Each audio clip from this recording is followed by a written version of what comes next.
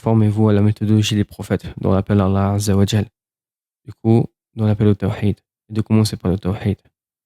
Et c'est pour cette raison que tu verras chez chaque réformateur véridique, sincère, qui connaît l'islam d'une connaissance véritable, commencer par aborder ces points concernant la croyance, l'unicité d'Allah subhanahu wa ta'ala et son adoration exclusive et sincère.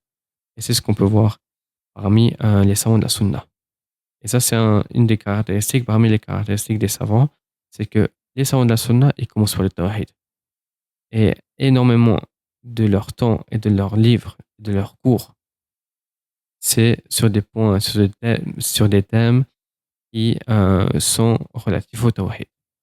Et ça, c'est une des caractéristiques, si tu veux savoir si quelqu'un est sur la sunna ou pas, si un savant est sur la sunna ou pas, une des caractéristiques, parmi les différentes caractéristiques, c'est le fait qu'il appelle au tawhid. S'il appelle au tawhid, s'il appelle à la purification de la croyance, s'il explique les livres de nos savants salafis, contemporains ou nos savants salafis, parmi les générations passées, il faut voir que c'est un signe parmi les signes qu'il est sur la vérité.